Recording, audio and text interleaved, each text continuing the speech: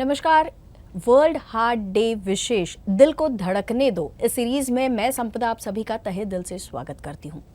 हम कह रहे हैं आज दिल को धड़कने दो, और सिर्फ आज कल परसों नहीं तो सालों साल इस दिल को धड़कने दो बड़ी शिद्दत से ये काम करता है हर रोज़ हर पल हमारे लिए। तो इसकी केयर करना भी जिम्मेदारी है हमारी। तो निभाएं कैसे इस जिम्मेदारी को, इसी विषय पर बात करेंगे और जानेंगे कि हमारे दिल को स्वस्थ रखना कितना ज़रूरी, कैसे हम इस ज़रूरत को पूरा करें। और इसी विषय पर बात करने के लिए हमने स्टूडियो में इनवाइट किया है डॉक्टर आशीष भटकल जी को, जो कि है consultant cardiovascular and thoracic surgeon. Sir बहुत बहुत स्वागत है आपका। और आज है world heart day. Cardio surgeon, vascular surgeon and thoracic surgeon, ये हमने 3 सुने हैं, but cardiovascular and thoracic surgeon 3 in 1 combination. कैसे, मतलब एग्जैक्टली क्या ड्यूटीज़ होती है आपके? ड्यूटी ही कहूँगी क्योंकि आप जो निभाते हैं जिम्मेदारी, बहुत बड़ी जिम्मेदारी, तो उसके बारे में किस तरह के ट्रीटमेंट्स आप करते हैं, सर्जरीज जो आप करते हैं उसके बारे में। एक सुपर स्पेशलिटी ब्रांचेस जो हमारी है, कोई न्यूरोलॉजिस्ट है, न्यूरोसर्जन है, वैसी ये कार्डियोवैस्कुलर एंड थोरैसिक सर्जन है। यानी पूरे थोरैक्स, अपनी चेस्ट का जो भी पोर्शन है उसके जो भी प्रॉब्लम्स रहेंगे, सर्जिकल प्रॉब्लम्स हम मैनेज करते हैं। उसमें कार्डियो मीन्स हार्ट के जो भी प्रॉब्लम्स होंगे, वेदर अपने को बाईपास करना है या दिल के छेद बंद करना है या वॉल रिप्लेसमेंट करना है, that is related to cardiac. Vascular means heart में से जो ब्लड वेसल्स जाती है, पूरे बॉडी को ब्लड सप्लाई करती है। उसमें 2 टाइप की वेसल्स होती हैं, एक जिसमें ऑक्सीजन भरा ब्लड रहता है जिसको हम आर्टरीज कहते हैं, और जिसमें ऑक्सीजन विरहित ब्लड रहता है जिसको हम वेन्स कहते हैं। इन वेन्स के कुछ या आर्टरी, जैसे कि वेन्स का वेरिकोज वेन्स नाम ने सुना होगा जी। आर्टरीज में बहुत बार पेशेंट्स में ब्लॉकेज आते हैं, जैसे हार्ट में ब्लॉकेज आते हैं वैसे बॉडी के हर वेसल में ब्लॉक आ सकते हैं। तो उस ब्लॉकेज का ट्रीटमेंट करना, वहाँ पे भी बाईपास होते हैं जिसको हम पेरिफेरल बाईपास बोलते हैं। हाँ, तो वो वस्कुलर एंड थोरैसिक मीन्स जिसमें लंग्स मेनली इन्वॉल्व आता है।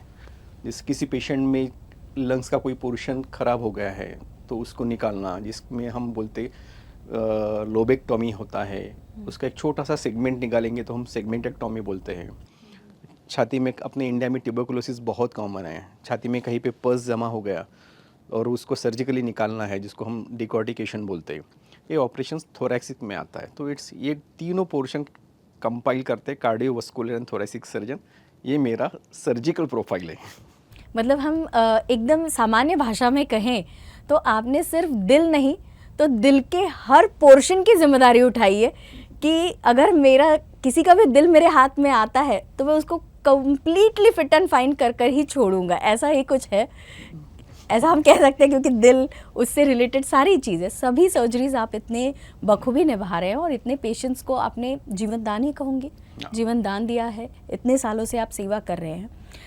एक और बात अभी आपने मेंशन किया है कि बाईपास है, वॉल रिप्लेसमेंट है, ये सारी चीज़ें हम कई सालों से सुनते आ रहे हैं। और ये सारी जो प्रॉब्लम्स है एक समय तक सर्टेन एज ग्रुप में ही पाई जाती थी, 40+ या 50+ की एज में। लेकिन अब जो है हार्ट रिलेटेड चीज़ें हम देख रहे हैं, यूँ कही है कि बाय बर्थ भी कई बच्चों को ये प्रॉब्लम्स होती है। जैसे आपने ही मेंशन किया था कि दिल में अगर छेद है तो ये सारी जो प्रॉब्लम्स है, इसमें क्या नया अब मेडिकल स्ट्रीम में आया है? कैसी ट्रीटमेंट्स इन सारे प्रॉब्लम्स के लिए हैं अभी? ये प्रॉब्लम्स एक्चुअली पूरी, जैसे मैंने बताया इस ब्रांच में, तो ये branch is quite young branch. यानी कार्डियक सर्जरी को चालू होके सिर्फ 70 साल हो गए हैं। सिर्फ 70 साल हो गए। तो इस 70 सालों में इसमें इतना प्रोग्रेशन आया है। हम पहले बाईपास करते थे, यहाँ का मेन हमारा बोन रहता था उसको हम कट करते थे, फिर स्टर्नम जिसे हम कहते हैं उसको सेपरेट करके हम ऑपरेशंस करते थे। अभी टोटली मिनिमल इन्वेजिव से सर्जरी करना शुरू हो गया है, जिसको हम बोलते मिनिमल इन्वेजिव कार्डियक सर्जरी या MICS।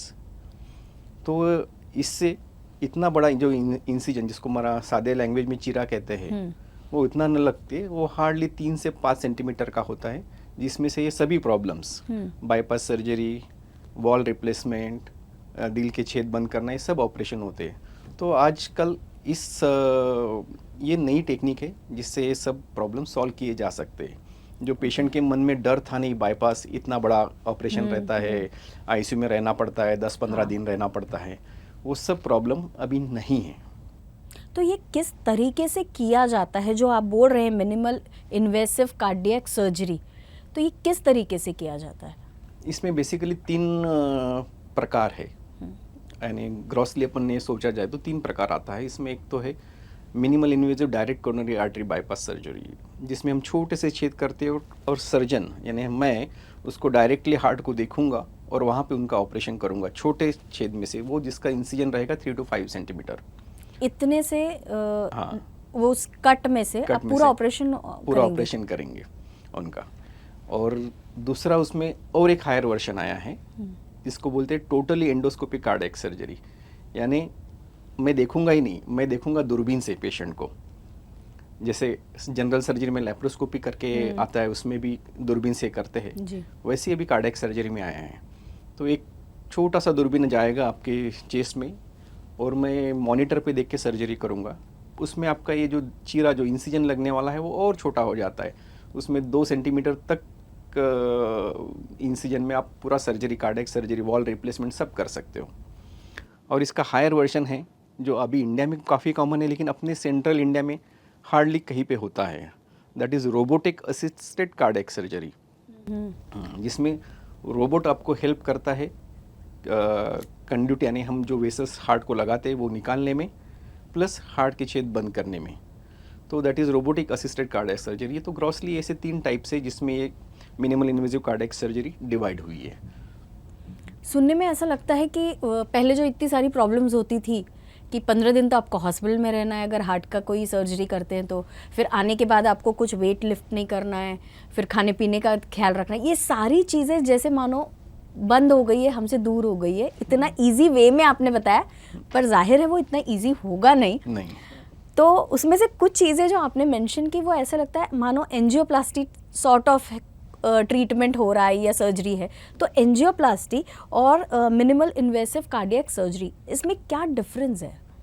एंजियोप्लास्टी में जहाँ पे भी ब्लॉकेजेस है आपके आर्टरीज में, वहाँ पे वो स्टेंट डालते हैं, जिसे कॉमन लोग जिसको स्प्रिंग बोलते हैं, वो स्प्रिंग डाल के उस ब्लॉकेज को दूर करते हैं, जिसमें आपको चीरा नहीं लगता है। तो लोग पहले यही था कि लोग एंजियोप्लास्टी को प्रीफर करते थे, नहीं मेरे को मेरे बॉडी में कहीं पे भी स्कार नहीं चाहिए। करेक्ट। और इतना बड़ा ऑपरेशन, इतना बड़ा फाड़ देते हैं और फिर घर रहना पड़ता है, वो सब प्रॉब्लम्स थे। अभी वो प्रॉब्लम नहीं रहा है। आपको मैंने जैसे कहा छोटे इंसिजन से आपका ऑपरेशन हो जाता है। तो 2 चीज़ें हैं, बाहर की एक कोई स्प्रिंग आपके बॉडी में डालना या आपकी बॉडी की ही चीज़ें आपके बाईपास के लिए यूटिलाइज करना। ऑटोलॉगस चीज़ जो है, that is the advantage of bypass. Okay. हाँ, आप किसी वेसल में अगर स्प्रिंग डाल रहे हो तो उसका एक साइज फिक्स हो गया है। करेक्ट। यानी उतना ही उसका डायमीटर रहेगा। अगर मैं कोई नस निकाल के इसके सामने डाल रहा हूँ, अगर हार्ट की रिक्वायरमेंट बढ़ती है, कल जाके पेशेंट दौड़ता है, स्पोर्ट्समैन है, उसको खेलना है, उसकी हार्ट की रिक्वायरमेंट बढ़ती है, तो जितना उसका ब्लड सप्लाई चाहिए उतनी वो वेसल बड़ी होती है। That is the beauty of bypass, यानी उसकी डिमांड वो मैच करता है। It's not a fix diameters vessel, और वो नेचुरली होता है। हाँ, वो नेचुरली होता है। अगर आप देखोगे पोस्ट बाईपास पेशेंट की एंजियोग्राफी करके, तो हम जो मोस्ट कॉमन वेसल यहाँ पे यूज़ करते हैं, that is left internal memory artery, जो बहुत हो गया तो ऑन टेबल जब हम देखते हैं 2 to 2.5 mm की रहती है वो। हाँ, अगर आप उसको बाद में पोस्ट बाईपास पेशेंट में देखोगे तो 3 to 4 mm तक बढ़ जाती है। तो दैट इज़ द ब्यूटी, तुम्हारे खुद के बॉडी का टिश्यू तुम्हारे हार्ट को लगाया जा रहा है। तो this is the difference between angioplasty and bypass. और इन दोनों में जैसे आपने देखा कि जो मेन फैक्टर था, फियर फैक्टर जो लोगों के मन में था, नहीं अभी इतना सारा ऑपरेशन नहीं करना है, इससे पेशेंट 3 दिन में घर जाता है। उतना ही टाइम लगता है जितना एंजियोप्लास्टी के बाद पेशेंट घर जाने में लगता है। पेशेंट 5वें-6वें दिन आराम से अपने ऑफिस जाके काम कर सकता है। ये तो आपने बहुत ही कहते हैं जैसे इम्पोर्टेंट वाली बात कही है, क्योंकि आजकल टाइम बहुत कम है लोगों के पास, और उतने कम टाइम में उनको बहुत सारी चीज़ें भी करनी है। ये तो एक बहुत बड़ा एडवांटेज हो गया, लेकिन इसके अलावा आप और कौन से एडवांटेजेस है जो बताना चाहेंगे हमारे पेशेंट्स को, हमारे व्यूअर्स को? मैंने जैसे बताया चिड़िया की साइज़ बहुत छोटी है जी। हाँ, तो मोस्ट ऑफ द टाइम जैसे मेल्स अगर बनियन पहनते हैं, फीमेल्स ब्रा पहनते हैं, तो वो इंसिजन उनका दिखेगा ही नहीं। हाँ Okay. इतना छोटा रहता है, काफ़ी बार ब्रेस्ट फोल्ड में वो छुप जाता है, तो इंसिजन दिखता नहीं है, किसी को मालूम नहीं पड़ेगा कि इसका ऑपरेशन हुआ है करके। तो that is the cosmetic advantage of minimal invasive cardiac surgery MICS। Second, जब ऑपरेशन करते हैं छोटा चीरा, बहुत ही कम ब्लड लॉस, यानी मैक्सिमम सर्जरीज में ब्लड लगता ही नहीं। Okay. हाँ, that is the second advantage. Third, जब हम बड़े ऑपरेशंस करते थे तब यहाँ पे जो बोन रहता स्टर्नम, तो उसके वहाँ पे इन्फेक्शन होने के चांसेस बहुत ज़्यादा रहते थे। अभी वो इन्फेक्शन के चांसेस ऑलमोस्ट ज़ीरो हो गए हैं। फोर्थ मोस्ट इम्पॉर्टेंट, पेशेंट जब रिकवरी में रहता है तो फर्स्ट डे ही उसके लाइंस वाइंस सब निकल जाते हैं। सेकंड डे में पेशेंट जनरल वार्ड में जाता है, थर्ड डे में पेशेंट डिस्चार्ज हो जाता है। तो अर्ली रिकवरी जिसे हम कहते हैं, वो उसका सबसे बड़ा एडवांटेज है इसका। सर, ये इतने एडवांटेजेस जो आपने बताए हैं वो आज के मतलब जो ज़माना है या जो लाइफस्टाइल है उसमें पूरे ही मुझे लगता है सूटेबल है, क्योंकि हर कोई चाहता है, कॉस्मेटोलॉजी की आपने बात की तो उस हिसाब से कि जो मेरी ब्यूटी है, नेचुरल ब्यूटी, वो वैसी ही रहे। करेक्ट। पूरे स्टेजेस में लाइफ की मैं Yes. उतनी ही ब्यूटीफुल दिखूँ, तो उसमें भी कमी नहीं आए। करेक्ट। और फिटनेस और सारी चीज़ों के हिसाब से आपने बताया कि कोई प्रॉब्लम नहीं, 3 दिन में पेशेंट जो है वो रिकवरी स्टेज पे आ जाता है। अब जब बात फीमेल्स की हम कर रहे हैं तो उनके लिए मतलब सिर्फ एज फैक्टर नहीं है, बट लाइफस्टाइल उनका भी काफ़ी चेंज हुआ है। तो इस टाइप की जो सर्जरी है तो उसमें फीमेल के कोई स्पेशल एडवांटेजेस हैं? हाँ, जो मैंने कॉस्मेटिक एडवांटेज बोला है, that is the biggest advantage for females. अभी ऑलमोस्ट मेरे को 15 साल हो गए इस फील्ड में। स्पेशली जब यंग फीमेल्स आती है इन 14 to 20 एज ग्रुप में, तो she is very scared about scars. हाँ, वो खुद नहीं, उसके फैमिली वालों को भी चाहिए रहता है कि कोई स्कार ना आए, क्योंकि सामने जाके शादी करना है, it's a major problem for them. इसलिए कोई भी लड़की जो मेरे पास सर्जरी के बाद आती है तो मैं उनको बोलता हूँ कि अच्छे से पढ़ो, गेट अ गुड जॉब, फिर इसका टेंशन नहीं रहेगा तुमको। तो दैट इज़ अ ब्यूटी, कोई स्कार नहीं, कुछ नहीं। एंड वो स्कार एक्चुअली बॉडी पे नहीं रहता है, वो उनके दिमाग में भी वो स्कार बना रहता है कि नहीं, मैं सामान्य जनता से मेरे में कुछ तो भी प्रॉब्लम है, अलग है। हाँ।